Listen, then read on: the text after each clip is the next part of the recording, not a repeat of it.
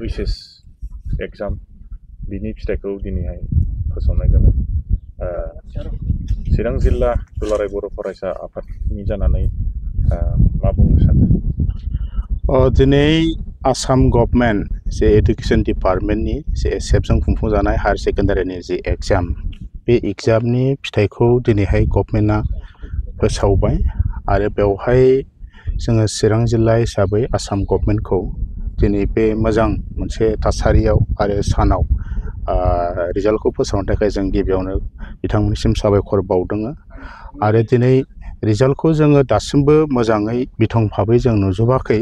जों खोनाबाय दिनैहाय जों चिरां जिल्लानि सिङावबो गोबां जायगायाव, गोबां ओनसोलाव आरो गोबां फरायसालिफोर आरो न'खराव जोंनि फरायसाफ्रा बा समाजा रंजानायखौ जों नुदों। आरो बे नुनायनिफ्राय जों हमनो हादों बे बोसोरनि रिजाल्टआ खोब मोजां जादों।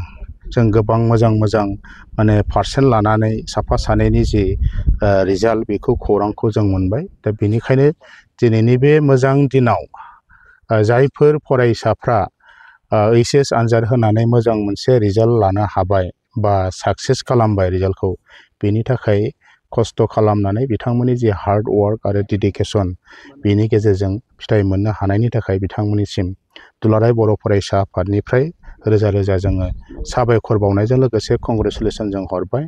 आरो बेजों लोगोसे फरायसाफोरनि रिजाल्टखौ मोजां खालामनो हानायाव बा बिथांमोननि एडुकेसनेल जि मोनसे जार्नि बा केरियार दानायनि थाखाय बिमा बिफा गार्जेनफ्रा जिबायदि न'खरनिफ्राय जोथोन लानानै बिथांमोनखौ बे लेभेलसिम लाबोनो हाबाय, बिथांमोननिबो जथेस्थ' बाहाय एफर्ट दङ। बेनिखायनो गासै फरायसाफोरनि बिमा बिफानिसिम जोङो दुलाराय बर' फरायसा आफादनिफ्राय सिबिनाय खुलुमनायखौ आरो साबायखरखौ जों बावहरदों।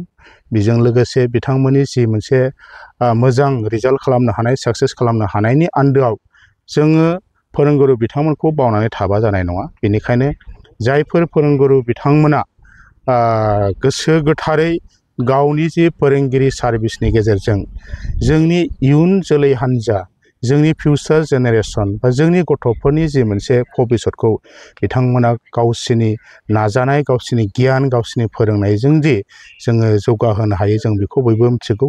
दा बेनिखायनो दिनै बे गोथार सानजों लोगोसे बे बुब्लियाव मिडियानि गेजेरजों साफ्रोमबो जोंनि फोरोंगिरि समाजनि, जोंनि मानगोनां सिबिजाथाव फोरोंगिरि बिथांमोननिसिम चिरां जिल्ला दुलाराय बर' फरायसा आफादनिफ्राय दिनैनि बे मोजां रिजाल्टनि थाखाय गोसो गोरबोनिफ्राय बिथांमोननिसिम साबायखर जों बावहरदों।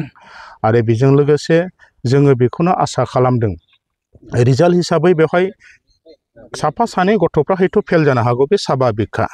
गोबां खारनाव सोरबाया इनटेनसनेलिबो बाहाय फेलनि बाथ्राया फैयो मालाबा, आरो सोरबाया गोबां माने मिथिस्लाबा जासे, गाव लुबैया जासे नाजानायनि गेजेरावबो फेलें जानाया निस्सय जायो।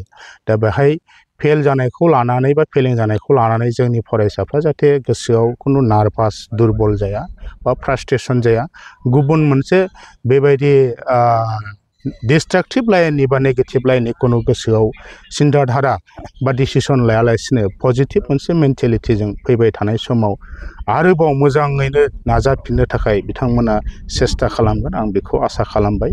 आरो दिनैहाय जायफोर फरायसाफ्रा मोजाङै रिजाल्टखौ दिनै खालामनो हाबाय, बिथांमोना फैबाय थानाय समाव गावसिनि जि फिउचार केरियारखौ मोजां लांनो थाखाय, हायार इडुकेसन फरायनांगौनि थाखाय, इनस्टिटिउसन सेलेक्सन खालामनांगौनि थाखाय बिथांमोना जाहाथे मोजाङैनो बेफोर लामाजों हान्थिलांनो हायो, जार्नि अफ इडुकेसन बेखौ बिथांमोना थोंजोङैनो लांनो हायो। बेनि थाखाय आं आफा आनान गसाइनि खाथियाव आर'ज गाबो।